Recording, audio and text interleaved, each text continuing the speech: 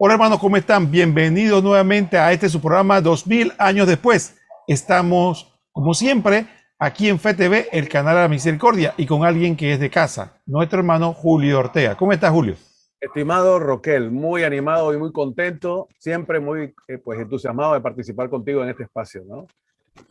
Gracias, Julio. Y como saben, nosotros aquí con Julio generalmente comentamos temas que tienen que ver con la doctrina. Sin embargo, esto no sería posible si usted no contribuye a que FETV pueda alcanzar sus metas.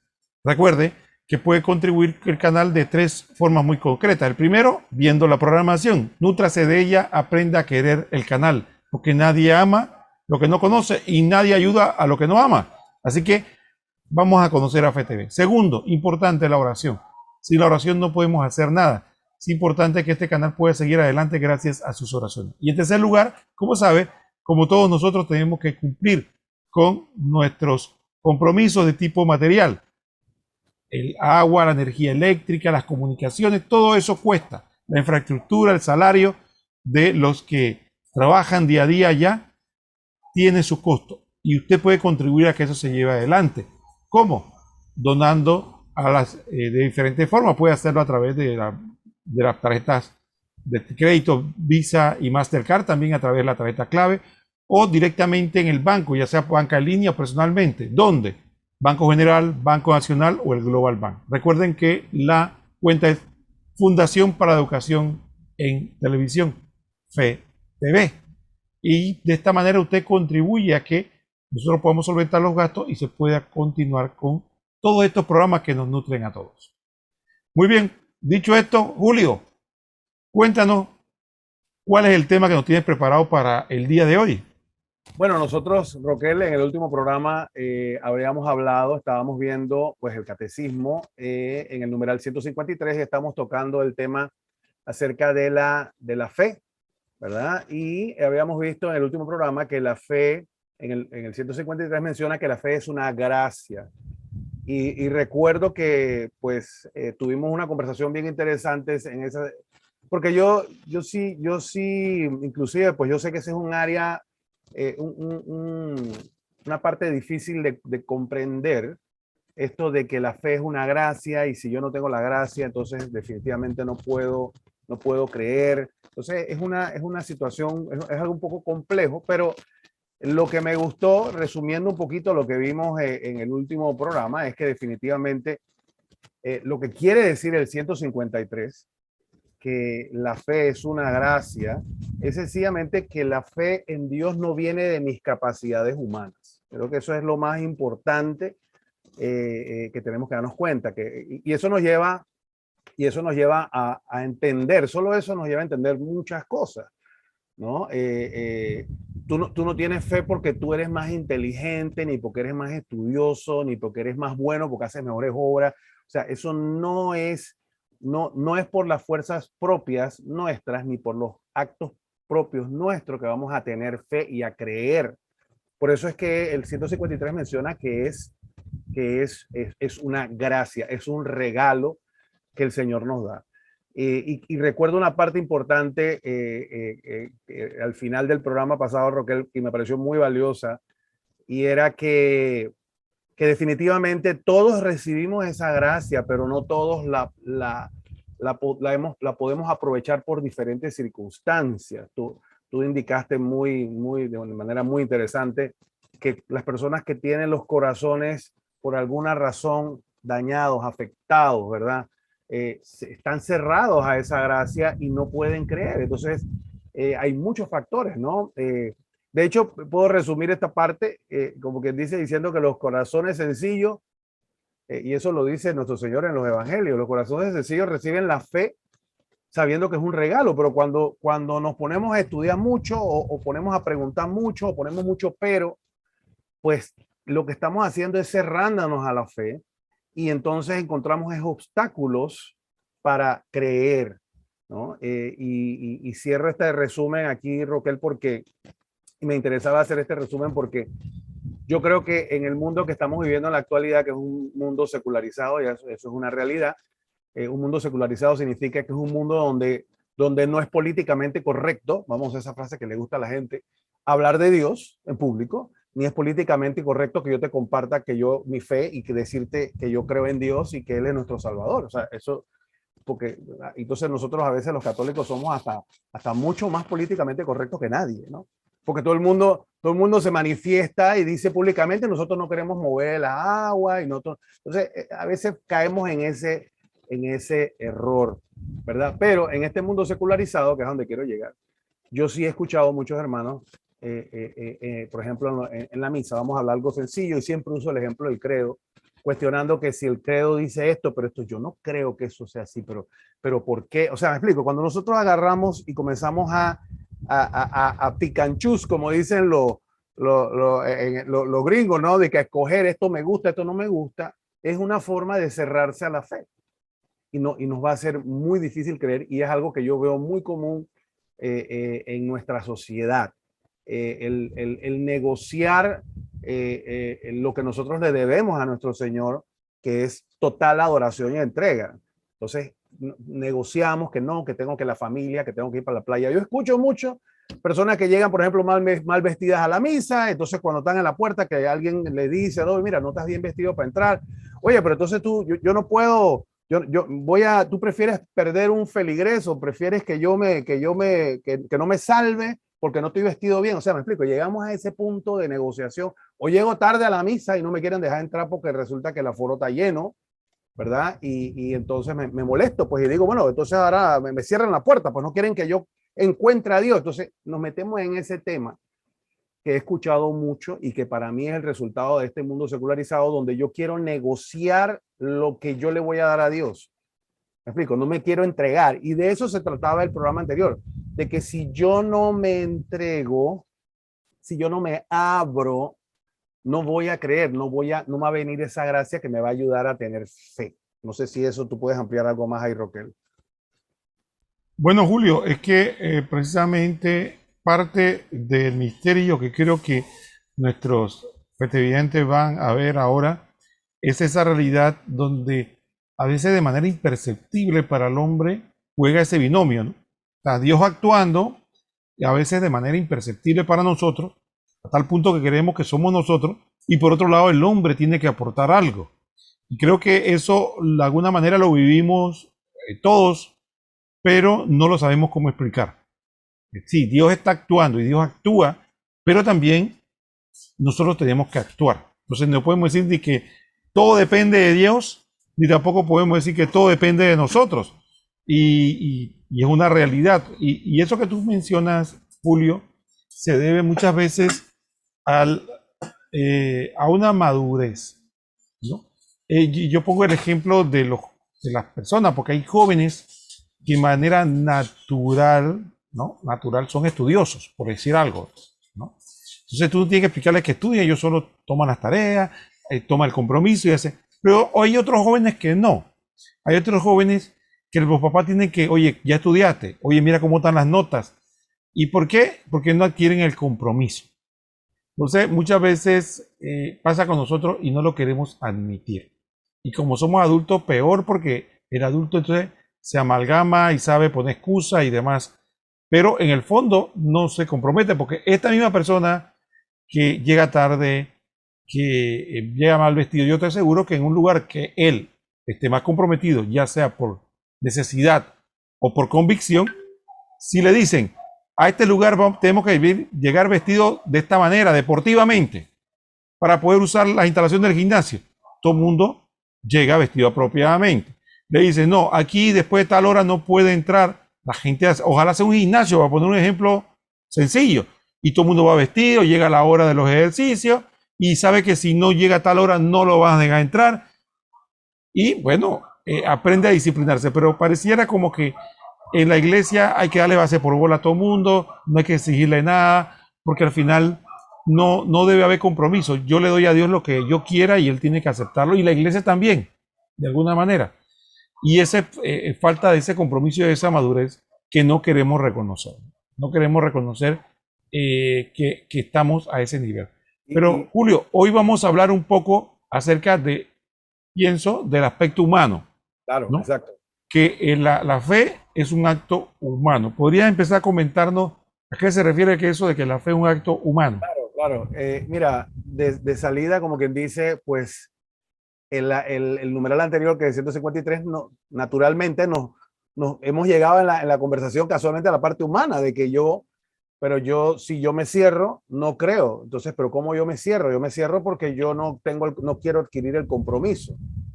Entonces, a mí me da mucho terror hablar del famoso tema de compromiso, Roquel, porque todo el mundo está comprometido, Roquel, siempre. O sea, es una cosa increíble. Todo el mundo se queja y no estoy hablando no solamente de la fe y de la iglesia, estoy hablando en todo. En el trabajo, yo te aseguro que usted, evidente, va al trabajo y le pregunta, ¿quién no está comprometido aquí? Y nadie, todos están con la camiseta puesta, pero no pareciera. Me explico, porque estamos negociando las cosas. Entonces, el numeral 154 dice, la fe es un acto humano. Entonces, parece como que lo que dijimos antes, que la fe es una gracia, como que ahora se contradice, porque el numeral 154 dice, la fe es un acto humano, y dice, solo es posible creer por la gracia y los auxilios interiores del Espíritu Santo, correcto, que es lo que dijimos en el 153. Pero no es menos cierto que creer es un acto auténticamente humano, dice el numeral. No es contrario ni a la libertad ni a la inteligencia del hombre depositar la confianza en Dios y adherirse a las verdades por él reveladas. O sea, cuando hablamos de esa libertad, ¿verdad? La libertad no es contraria a la razón. O sea, me explico, yo tengo fe, pero no significa que yo estoy ciego.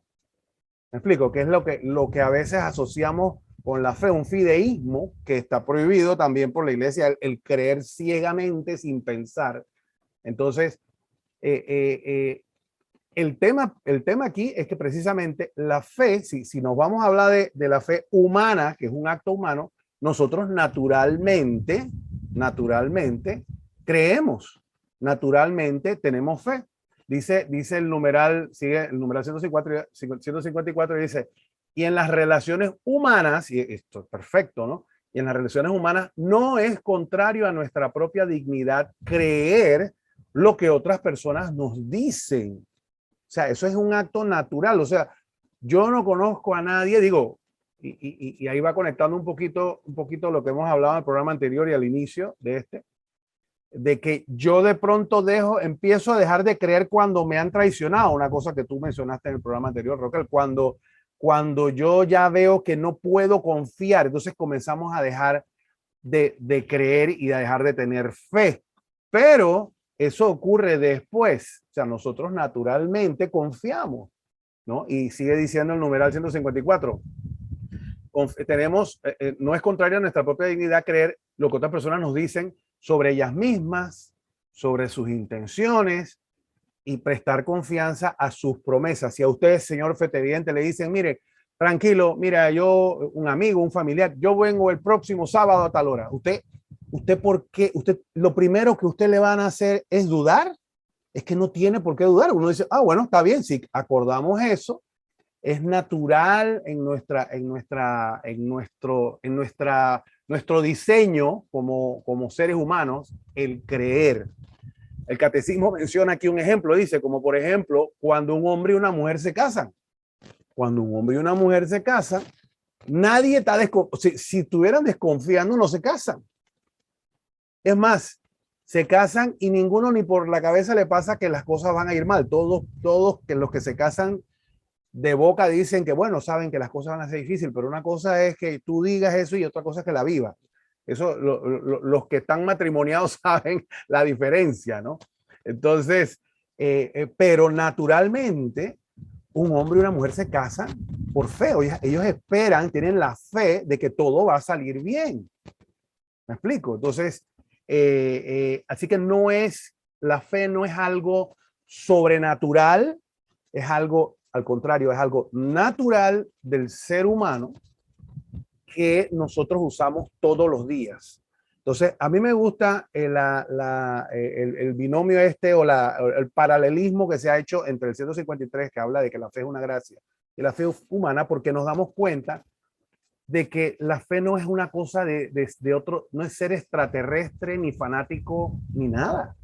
es normal tener fe, es normal porque la persona que no confía el día a día, que no confía en en que el carro va a arrancar mañana en la mañana, de que el carro, de que va a llegar al trabajo y no está despedido, me explico, de que va a tener un buen día, de que va a resolver todo lo que se propone, de que va a salir en la noche con la familia a comer, a dar una vueltita porque no lo habían dado, me explico. Eso no ha sucedido. Yo tengo fe de que eso va a ocurrir. Eso es normal.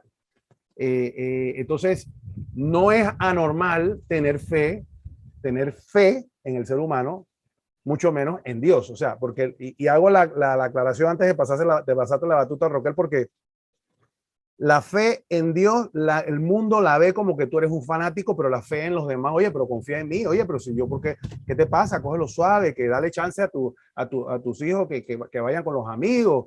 Oye, pero ¿cuáles son los celos?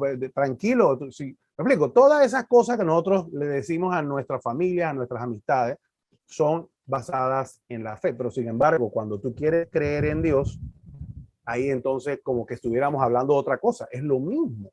¿Cómo yo llego a la fe de creer en un ser humano, un familiar, un amigo? ¿Cómo yo llego allí? O sea, yo, y como dije al inicio, para cerrar, naturalmente no tengo por qué dudar, ¿no? Sin embargo, cuando hablamos de Dios, pareciera que es incorrecto naturalmente querer creer en Dios. Roquel. Bueno, Julio, vamos a hacer, llegamos al primer tiempo del segmento, el primer segmento, así que vamos a hacer una pausa y después seguimos conversando sobre el tema. Rápido, Roquel, tu reloj va muy rápido. Sí, vamos a la primera pausa y después continuamos con este tema que está interesante, porque creo que esto que estás hablando sobre la base humana es bien importante y ahora quisiera conversar sobre algunos puntos que nos pueden servir a que veamos esa base humana. Así que quédense ahí con nosotros.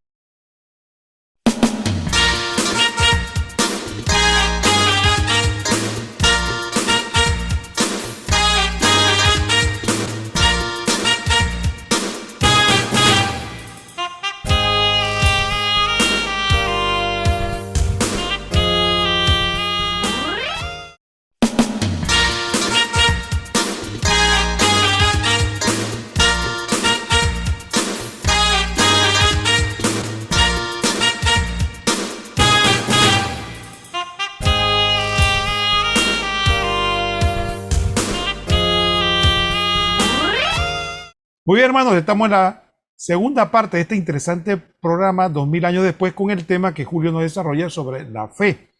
Y empezó hablando de que la fe tiene un componente efectivamente divino, es una gracia, pero también nos está hablando ahora también de la fe como un acto humano.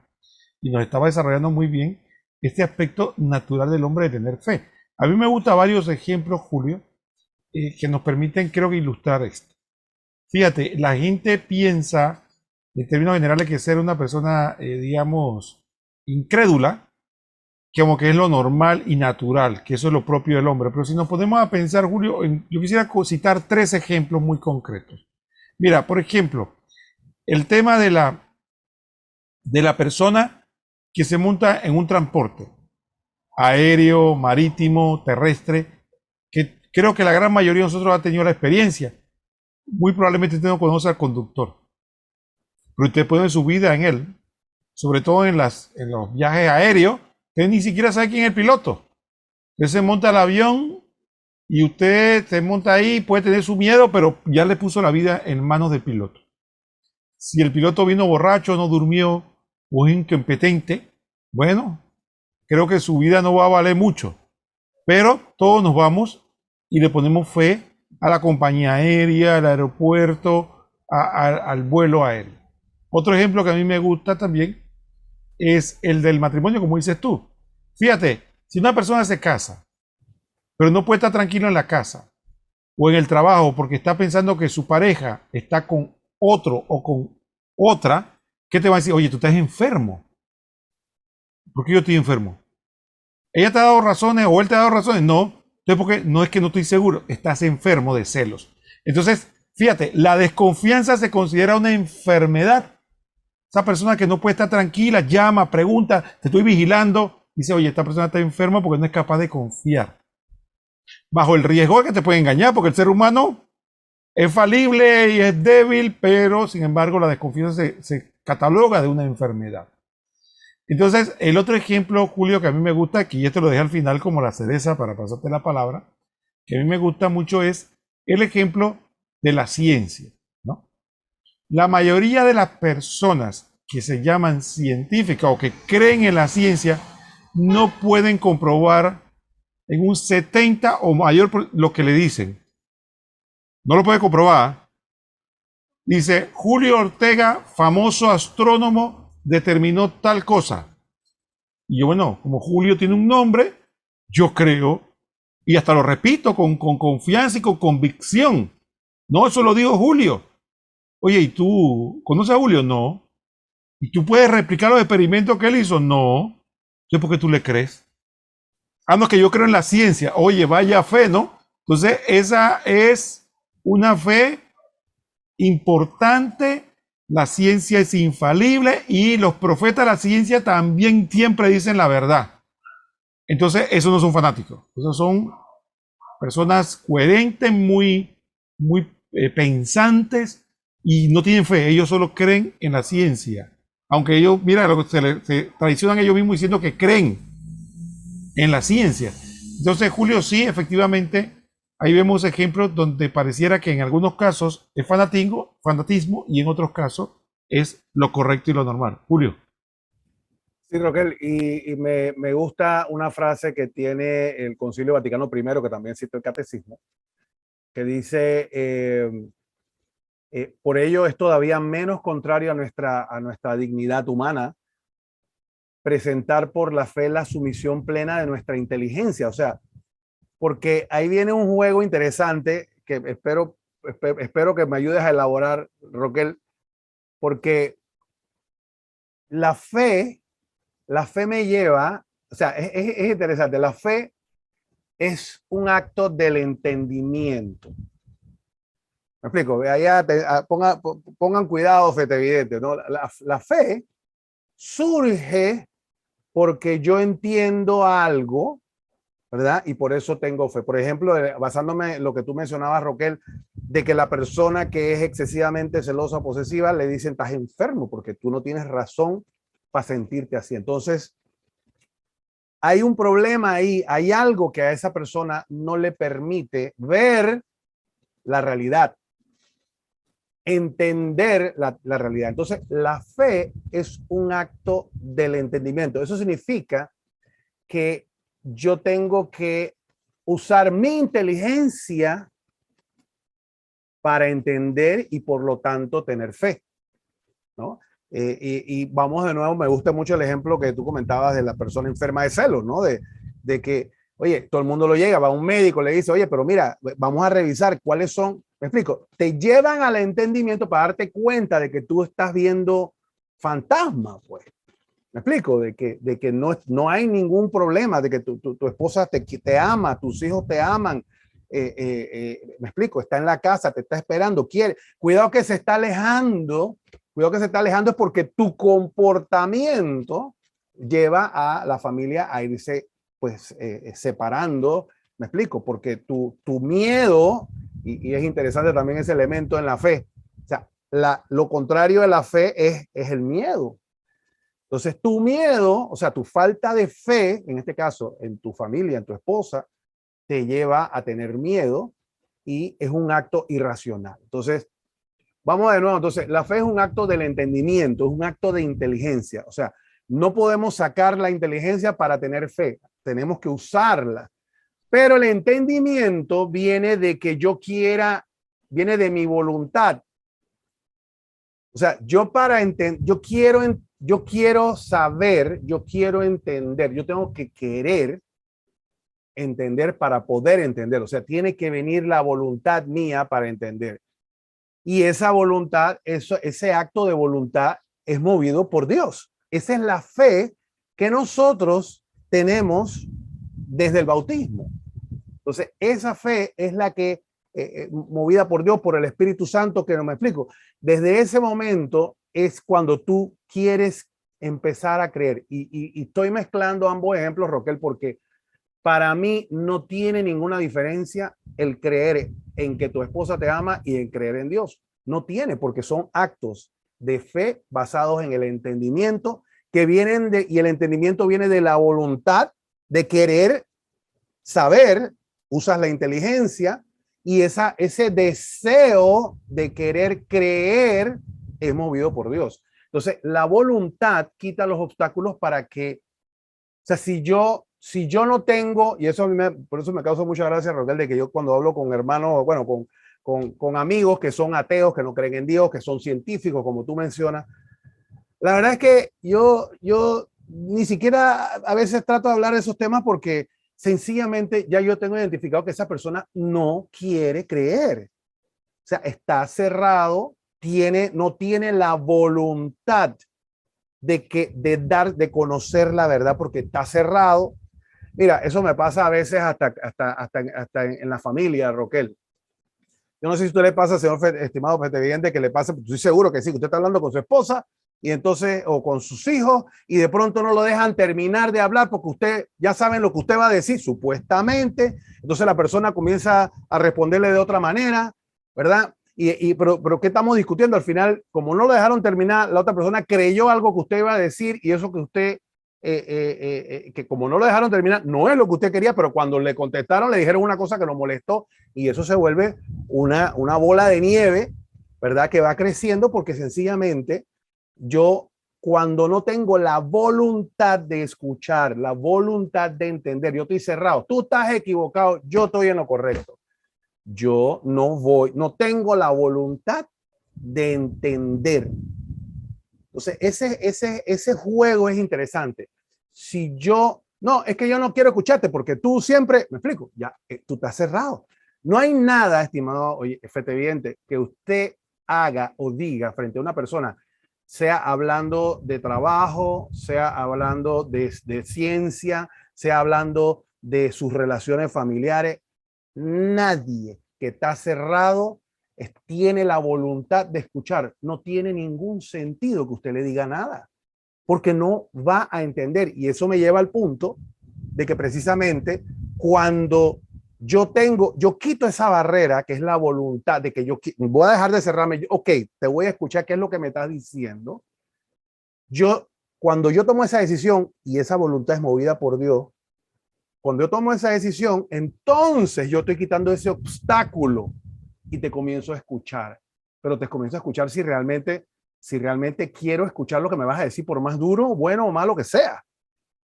Porque ese es el problema, nos cerramos. Entonces, lo mismo pasa con la fe en Dios. La persona que por alguna razón está cerrada por algún trauma, por lo que sea, quiere que le demuestres que Dios existe, quiere que le demuestres una serie de cosas que no tiene ningún sentido dedicarse a eso porque esa persona sencillamente, no importa lo que usted le diga, eso lo vemos en la Biblia.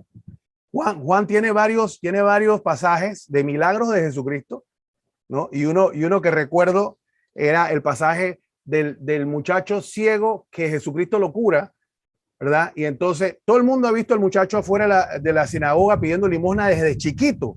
Ahora de repente el muchacho Jesucristo lo curó, entonces lo traen los rabinos de la sinagoga, lo traen aquí, oye, ¿y por qué tú ves? Y tráeme a los papás ahí. Entonces comienza el tema, nadie quiere creer y al final, ¿qué fue lo que pasó? Le preguntan a los papás. Bueno, por la otra cosa nadie se quiere mojar.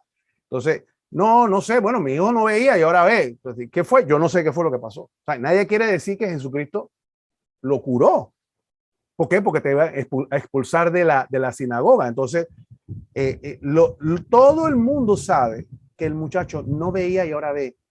Pero al muchacho que sí le preguntan qué pasó y me dice, a mí Jesucristo me devolvió la vista y ahora veo y lo voy a seguir. Y lo expulsan de la sinagoga. Entonces, es un ejemplo clásico de la mezcla entre la fe es una gracia y la fe es humana, ¿verdad? La fe es un acto humano. Roquel. Muy bien, Julio, vámonos a la segunda pausa del programa. Entonces, vamos a la segunda pausa del programa y después continuamos hablando y quisiera compartir algunos otros ejemplos que creo que nos ayudará a todos a comprender lo que estamos hablando.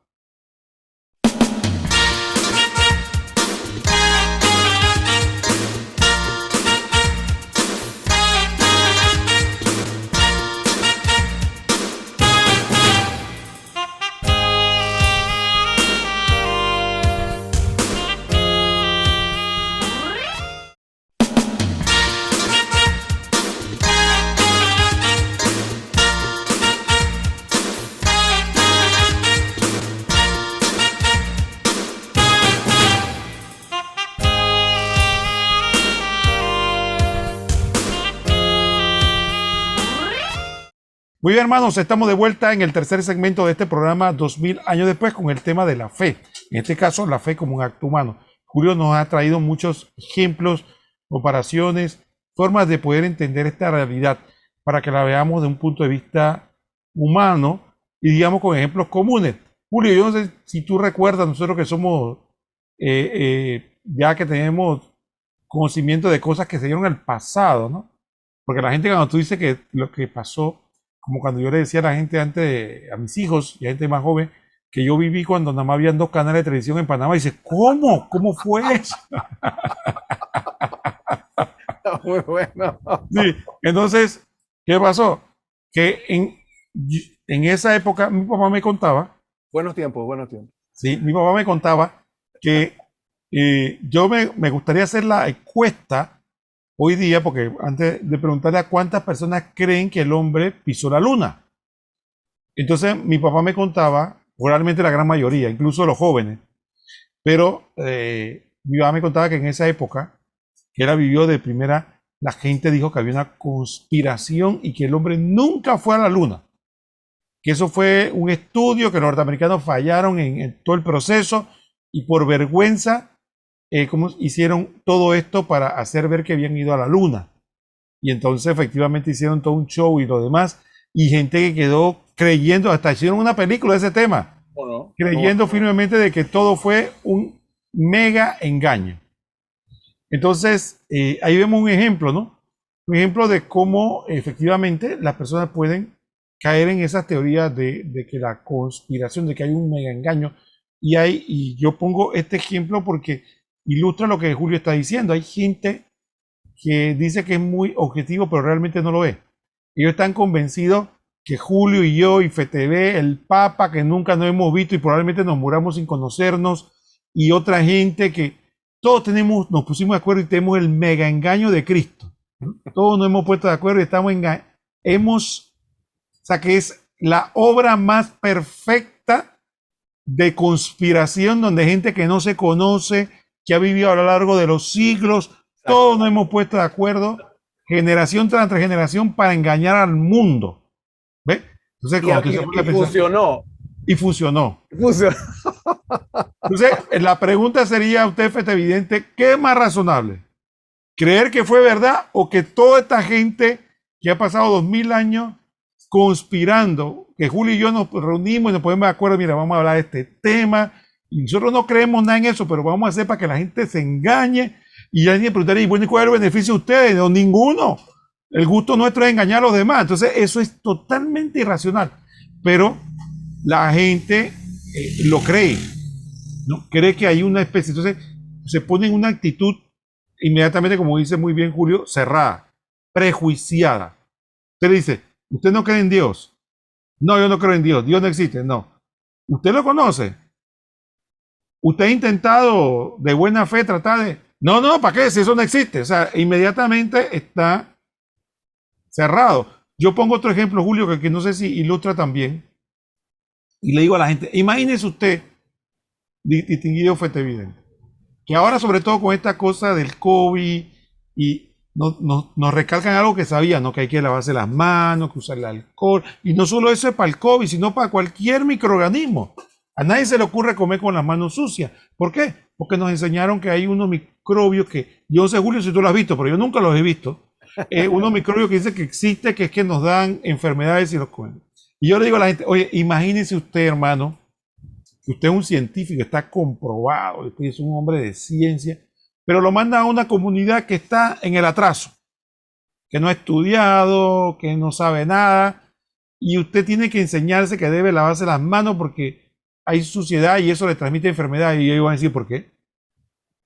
No, que hay unos microorganismos que te van a enfermar y te van a decir, ¿tú lo has visto? No, yo nunca lo he visto. Y ¿nos lo puede enseñar? No, tampoco te lo puede enseñar. Entonces, ¿por qué tengo que creerte? Pero es que las consecuencias, no, eso es por otras razones. ¿Qué consecuencias? Que eso es otra cosa. Eso es el... Y entonces queda usted en una situación en la que, entonces queda usted, pero créame, por favor, créame. Vean, no, no te vamos a creer nada. Entonces, así mismo estamos nosotros con el ateo. Así mismo. Le decimos, mira, aquí están estas consecuencias. Sí, efectivamente, no lo hemos visto, pero mira, consecuencia de esto pasa esto, consecuencia de esto pasa. No, yo no quiero creer, eso son otras razones, a mí no me interesa. Entonces, algo parecido ocurre con la persona que no quiere creer. Julio. Mira, y yo sé que el ejemplo de los ateos es el más natural que sale de esto, pero a mí lo que me aterra, Roquel, es que esto está pasando con personas que van a la iglesia. O sea, me explico, que van a misa todos los domingos. O sea, que tienen una fe selectiva. Me explico, yo creo en esto, pero esto no. Esto que dijo no lo creo. Entonces, incluso, y eso se llama secularización, incluso hasta sacerdotes, Roquel. O sea, que te dicen, no, mira, tú sabes que es que hay que entender el simbolismo del evangelio, lo que realmente Jesús quería decir. O sea, eso es una fe selectiva. Entonces, y eso nos lleva naturalmente nos lleva al numeral 155, Roquel, de este tema, que estamos todavía en que la fe es un acto humano. Y dice, en la fe dice, la inteligencia y la voluntad humana cooperan con la gracia. La inteligencia y la voluntad humana cooperan con la gracia divina. Creer es un acto del entendimiento que asiente a la verdad divina por imperio de la voluntad movida por Dios mediante la gracia. Está un poco enredado, pero no lo es. Y repito, creer es un acto del entendimiento. Yo para creer tengo que entender que asiente a la verdad divina por imperio de la voluntad. O sea, que yo digo que sí por la voluntad de querer entender. Y esa voluntad es movida por Dios que es infundida en nosotros desde que nos bautizamos. Entonces, y eso es una cita de Santo Tomás de Aquino. Entonces, yo creo que es bien importante, Roquel, porque a veces nosotros, a mí me gusta traer estos temas adentro de nuestras parroquias y dentro de nuestras comunidades, porque el problema está ahí latente. El problema de que, oye, pero ¿será verdad que esto? ¿Será verdad que lo otro? O sea, cuando usted está ya en eso, usted está de alguna manera dudando, ¿verdad? Y cerrándose a la fe. Entonces, le cuesta a uno creer. Es como mencionabas tu ejemplo hace rato, Roquel. Si yo comienzo a comportarme con temor a que eso no creo que sea así, ¿qué me va a regresar? Voy a ir ampliando ese temor, esa increencia, por decir algo, y voy a terminar no creyendo nada.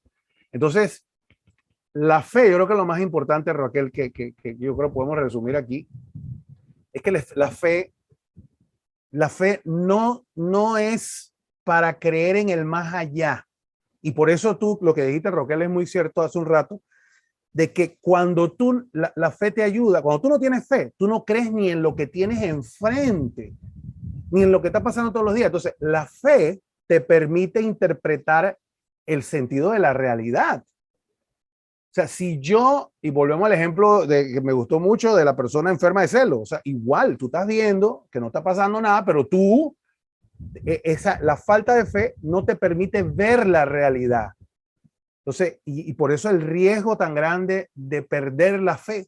Y ahora voy a regresarme a la fe en Dios, porque el poder vivir de acuerdo a la realidad, ¿verdad? Depende de mi fe, ¿verdad? Que yo me dé cuenta de lo que realmente está pasando en este mundo, de lo que realmente está pasando en mi familia. Eso viene de la fe que yo tenga, ¿verdad? que me va a permitir encontrarle sentido a esa realidad.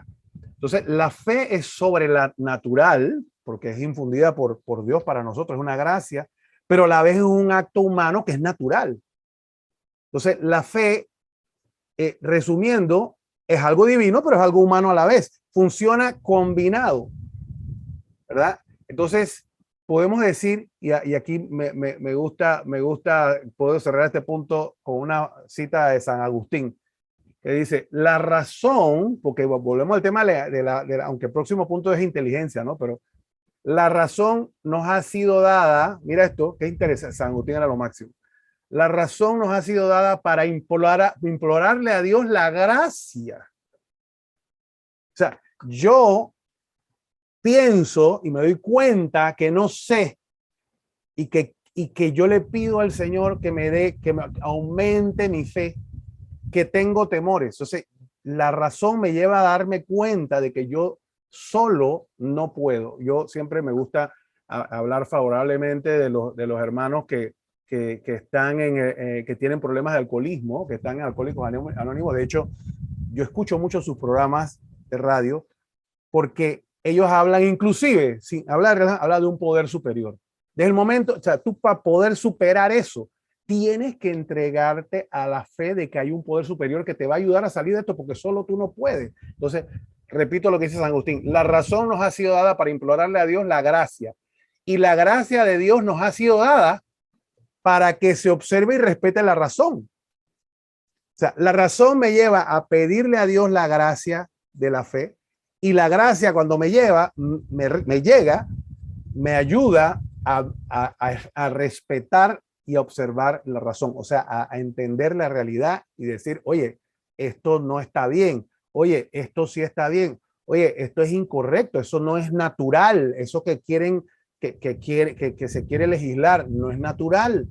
O sea, no es un tema de que haya gente que esté a favor o en contra de lo que sea, no es eso el punto, es que no es real, es una irrealidad, Roquel.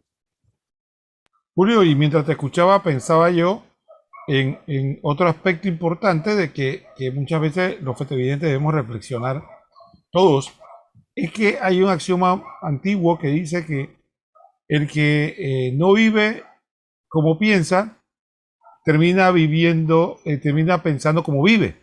Y esta es una realidad, miren. Muchas veces nosotros no queremos admitir, y me gustó el tema que tú me trajiste del alcoholismo, porque creo que es un ejemplo fácil de entender.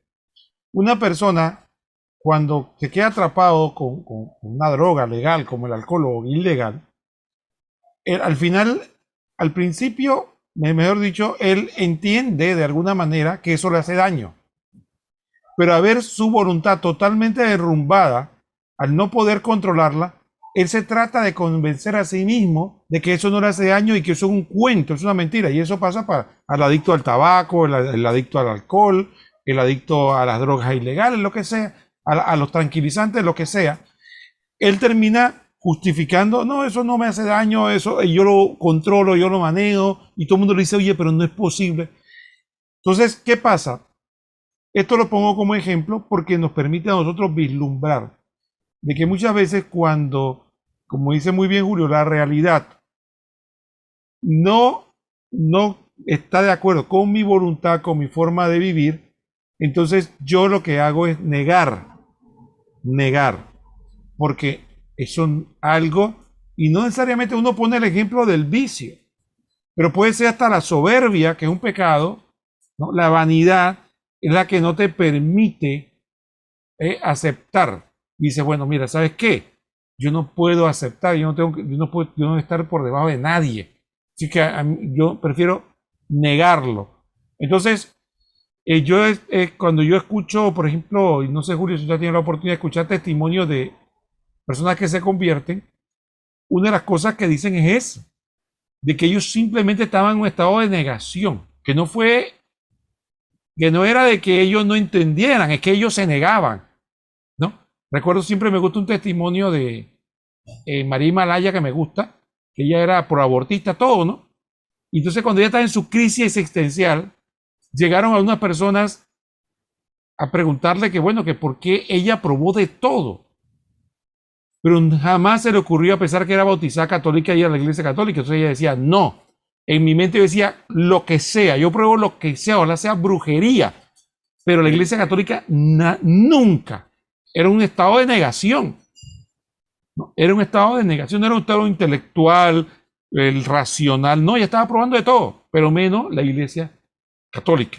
De esta manera creo que muchas personas, nosotros, cuando dices tú que te aterra que personas que van a la iglesia, precisamente por eso. Porque cuando la fe te toca un punto que no te agrada, Sí. de hecho había un obispo que llegaba a decir, dime en qué no crees y te diré qué punto de tu moral está tambaleándose, ¿no? Entonces, por ahí viene también, es un aspecto que también tenemos que darnos cuenta, ¿no? Que muchas veces la negación tiene que ver porque yo no soporto la incoherencia en que vivo. Exactamente. Porque si yo admito, imagínate un hombre, por ejemplo, Julio casado, y él sabe que lo correcto es no ser adúltero. Él no quiere que sea adúltero con él. Él tampoco quiere que sus hijos se den cuenta, ni sus compañeros de trabajo, pero a él le gusta ser adúltero. A él le gusta. A él no le gusta que se lo hagan. Él sabe que es una vergüenza frente a sus hijos, incluso frente a sus padres, sus amigos. Él no quiere que nadie se entere, pero a mí me gusta. Entonces, esa incoherencia de ese nivel, cuando yo caigo en eso, yo prefiero decir, hey, ¿sabe qué? Sálvese quien pueda. Aquí no existe ningún Dios, mejor goza y muere, pero yo sé que no es así, pero necesito acallar mi conciencia de alguna manera. Julio.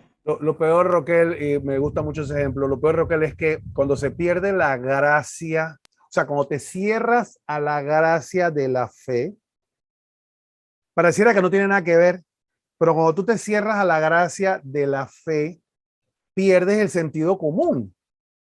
¿Me explico? Porque si yo me cierro a las cosas, comienzo a actuar de una manera incoherente, ilógica, como tú bien comentas, ¿no?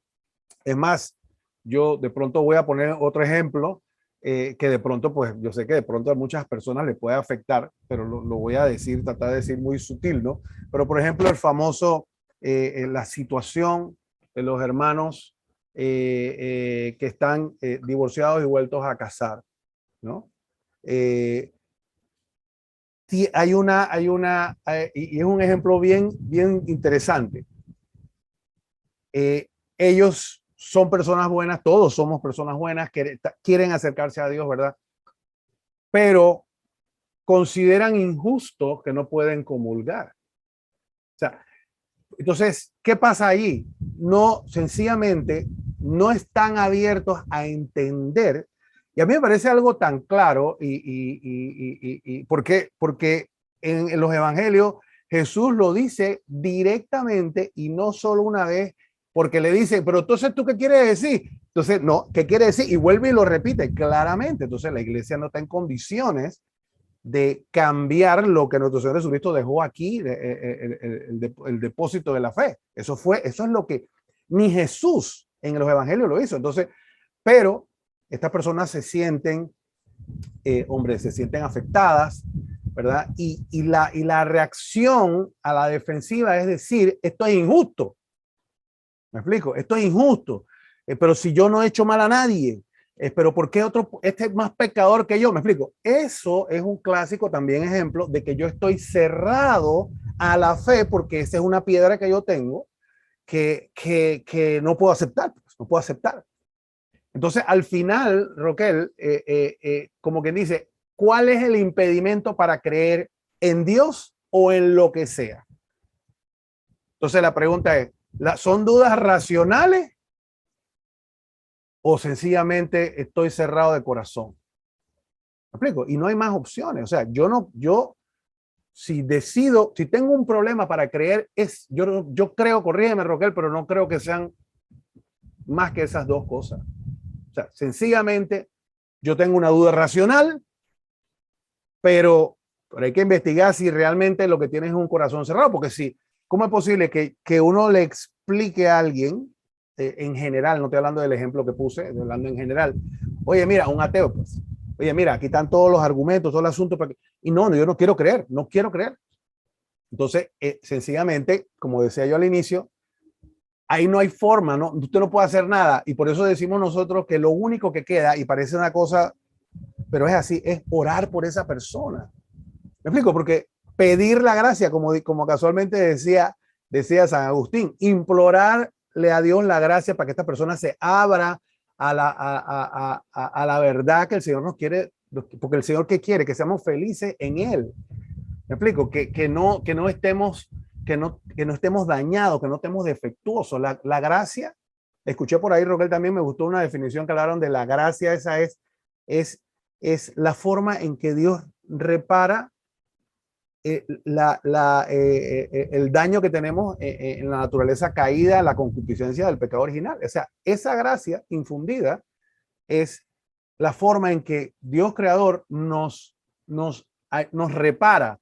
Pero, y por eso lo de la confesión me gustó mucho, Roquel, porque es verdad, mira, hay unas anécdotas del cura de Ars, por ejemplo, que había personas que le decían, dije, no, que yo tengo muchas dudas, pero bueno, ¿cuál es? No, pero padre, usted tiene que convencerme que qué sé yo. No, pero mira, vamos a una cosa. Antes de que tú me cuentes tus dudas, yo quiero que tú te confieses. Entonces el cura lo confesaba. Y en la confesión, llanto, brother, llanto, tú sabes. Y después al final de la confesión, el hombre, bueno, ya te confesaste bien. ¿Qué dudas tienes? No, padre, no tengo ninguna duda. Me explico, porque es precisamente esa cerrazón de corazón la que no te permite acoger esa fe y ver la verdad y ver la realidad, porque tú quieres que las cosas sean como tú quieres y las cosas no son como tú quieres, son como Dios quiere. ¿Me explico? Entonces es sencillo, Roquel. Bueno, Julio, se nos quedó corto el programa, se nos acabó el tiempo. Yo solamente quería poner el siguiente ejemplo y que sirva como lupa para muchos de nosotros. Hay personas que cuando usted le habla de la moral, de la lucha contra el pecado, inmediatamente te tildan de exagerado, hasta de loco, ¿no? Cuando tratas de vivir las virtudes. Incluso eso no exime a gente, solo laicos, también gente que está consagrado cae en eso. Y muchas veces es porque de alguna manera quieren justificar su comportamiento, ¿no? Si ven imagínate una persona que tiene doble vida y ve a una persona coherente, entonces inmediatamente dice, no, lo que pasa es que me demuestra a mí que sí se puede y además me está llamando a mi pecado. Por eso, cuando pasamos en la Semana Santa que vimos y que matemos al justo, no dice, pero ¿por qué lo quiere matar? Bueno, precisamente por eso, porque nos recuerda nuestro pecado, nos recuerda que él sí puede portarse bien y yo no puedo, así que mejor matémoslo para que no me recuerde. Bueno, Julio, 2 minutos para conclusión final. Bueno, hermano, yo reitero que lo que conversamos aquí, pues nuestra intención no es que nos pongamos a decir, viste, eso es lo que le pasa a fulanito y eso es lo que te pasa a ti. Entonces señalamos al marido y señalamos a los hijos. El propósito de esto es que usted se haga una reflexión, porque yo creo que la piedra más grande que tenemos para la fe se llama el orgullo, ¿verdad? Es una de las piedras más grandes y no recuerdo si realmente es orgullo, pero es la causa que hizo que Satanás, que Lucifer fuera expulsado. Fue orgullo, Roquel. O sea, yo soy Dios. Entonces, eso es lo que tenemos que examinar. Hermano, póngase en oración, revise, soy yo el que estoy trancado, soy yo el que no me quiero abrir, soy yo el que tiene estas cosas que no son negociables para mí. O sea, en la medida que usted pueda pedir la gracia, como decía San Agustín, podrá darse cuenta y podrá vivir una vida más como Dios quiere para nosotros. Roquel. Julio, muchísimas gracias, como siempre, muy buenas reflexiones, te agradecemos mucho que tomes tu tiempo y te prepares y compartas todo esto, porque, sobre todo, como yo siempre digo, nosotros no somos teólogos, nosotros somos laicos y le hablamos a usted en el lenguaje, pensamos nosotros, ¿no? Que le estamos hablando en un lenguaje común y corriente de la calle, de lo que todos manejamos, tratando de transmitirle de alguna manera la fe, ya no con aquellos términos de especialistas y demás, y análisis teológico, sino tratando de hablarle al hombre de la calle 2000 años después de la venida de nuestro Señor Jesucristo, para que empecemos a pensar sobre nuestra vida, nuestra fe, nuestra relación con Dios, la iglesia. Bueno, no queda más que decirle que nos vemos próximamente en otro programa, este mismo día, a esta misma hora, aquí en FETV, el canal de la misericordia. Que el Señor los bendiga a todos.